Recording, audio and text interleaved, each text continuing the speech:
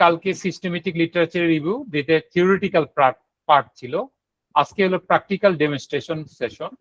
তারপরেও আমরা কিছু থিওরি অ্যান্ড চেঞ্জ এখানে দেখাবো, যেটা হলো আপনাদের আসলে রিসাফল করবে আপনার research related thinking, innovative idea, creative thought, অনেক কিছু আর কি। যাই হোক, আপনারা এজ এ রিসার্চার হিসেবে যতটা স্মার্টার হবেন, যতটা পরিশ্রমী হবেন, যতটা ক্রিয়েটিভ থিঙ্কার হবেন, এবং বিশেষ করে বলে না এখনকার বলে থিঙ্ক ট্যাঙ্কার বলে, আপনারা থিঙ্ক ট্যাঙ্কার হিসেবে পরিণত হবেন। বিশেষ করে আপনাকে স্ট্রিম লাইন করবে রিসার্চার রিভিউ ক্ষেত্রে, অ্যাকুরেসির ক্ষেত্রে ইমপ্রুভমেন্ট বাড়াবে, কোলাবোরেশনের ক্ষেত্রে আপনার আরো একটু বৃদ্ধি করবে, এবং আপনার জীবনে যে রিসার্চ ক্যারিয়ারের যে ইম্প্যাক্ট লেভেল সেটাকে আরো বুস্ট আপ করবে। এটা যেমন আপনার রিসার্চ স্কিল বাড়াবে, এভিডেন্স বেস রিসার্চের ক্ষেত্রে হেল্প করবে, এবং আপনার ক্যারিয়ারের ক্ষেত্রে অ্যাডভান্স লেভেলটা আরো এগিয়ে দিবে।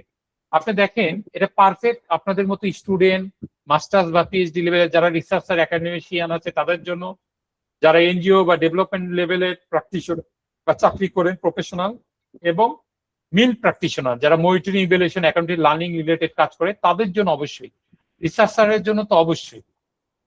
এটা হলো অর্গানাইজ ওয়েতে আপনি আর্টিকেল, রিপোর্ট বা পিডিএফ ফাইল কি করবে, অ্যানোটেট করবে, আপনি হাইলাইটেড কমেন্টস করতে পারবেন, ফিল্টারেশন সার্চ করতে পারবেন, ট্যাগ করতে পারবেন, কিওয়ার্ড করতে পারবেন, এবং আপনি সাইট করতে জেনারেট করতে পারবেন, বিশেষ করে এপিআই, হারবার্ট বা আদার্স স্টাইলে, এবং কোলাবোরেট করতে পারবেন, যেটা আপনার টিমের মধ্যে এবং পাশাপাশি গ্লোবালিও যদি কেউ কানেক্ট থাকে তাদের সাথেও করতে পারবেন।